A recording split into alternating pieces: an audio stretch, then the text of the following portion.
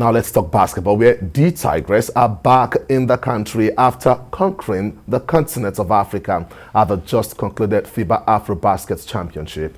The Nigerian women basketball team returned to a warm reception at the Moshood Abiola National Stadium in Abuja after conquering the continent.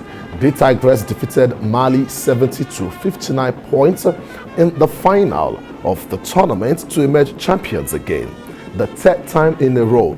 At the reception, which had the Minister of Sports, Minister of FCT for State and other dignitaries in attendance, the Nigerian ladies were appreciated for their show of strength and were also challenged to win bigger competitions.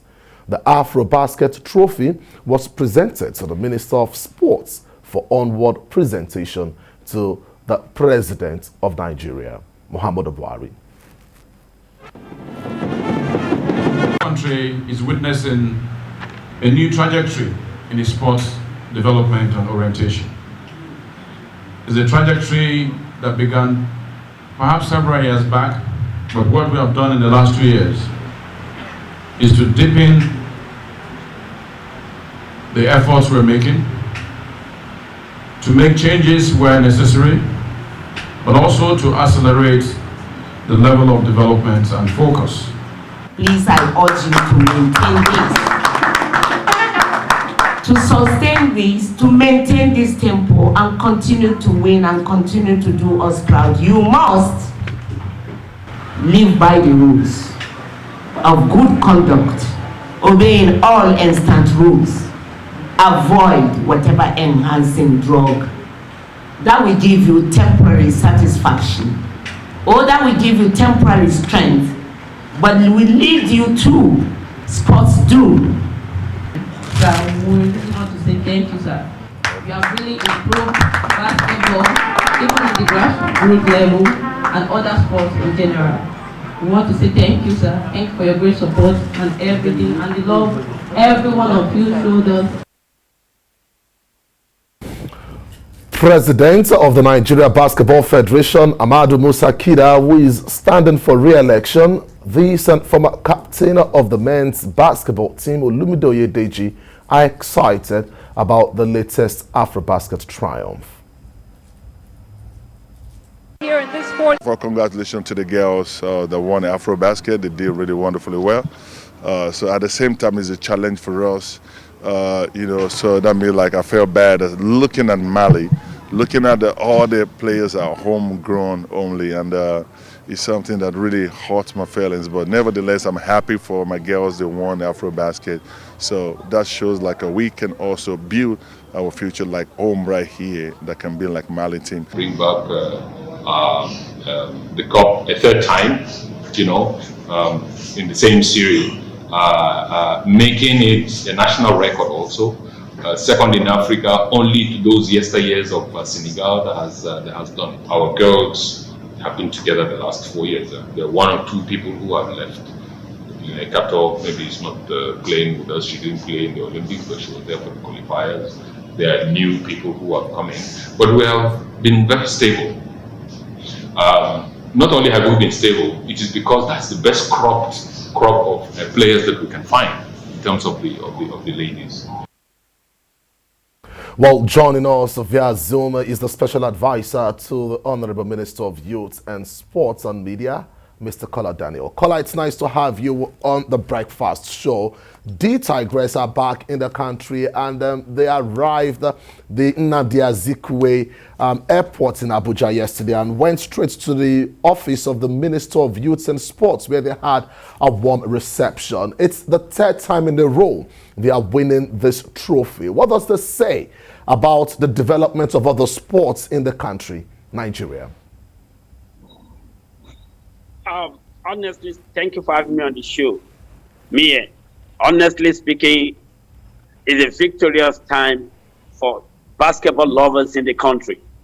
Having won the Afro-Basket, the Tigers has really given Nigerians happy independent celebration gift. Winning the cup 3 times back to back is a rare dominance. A dominance that has clearly shown the trajectory of basketball in the country. You and I know that Senegal was the only country who has won this trophy consecutively 3 times, far back 1976, 78, and as well 80. But the Tigers did that in a grand style, beating Senegal in that epic clash. It's a huge one for the country. Other federations sport needs to emulate basketball. The meteoric rise of basketball can never be undermined in the country. As I speak with you presently, the D Tigers and the D Tigers, they are the leading basketball team in Africa, having represented Nigeria at the Olympics. For the first time in history, we have our basketball team, both male and female, represented Nigeria at the global festival, the prestigious tournament like Olympic. That's to tell you that basketball has come to be a sport to reckon with in Nigeria. A female dominance, no doubt about it. A rare one. It's a victorious time yesterday at the Moshood Abiola Stadium, where the Honorable Minister, Mr. Sunday Dare, my principal, hosted the D Tigers, a long-time Minister of State for FCT. It was a colorful celebration, a celebration that looked historic in nature. Mr. Color Daniel, let me interject here, and let's talk about, the Federation's election, holding on the 30th of September. You talked about the fact that it is important that other sports emulate the success story of D Tigress, and Musa Kida is also one man who is standing in for re-election as far as basketball is concerned. Will this be the foundation that the sports ministry will want other sports to follow? Because they say when you have square pegs and square holes, it's much more easy to deliver. How will the sports ministry go about getting the right persons for the election on the 30th of September so that other sports will also have square pegs and square holes and the chances of Musa Kida on the success story of the Tigress? Yeah, thank you for this question. All hands has been on deck to ensure a free and fair election, to ensure an election where people who are passionate, people who actually have the interest of the game at heart.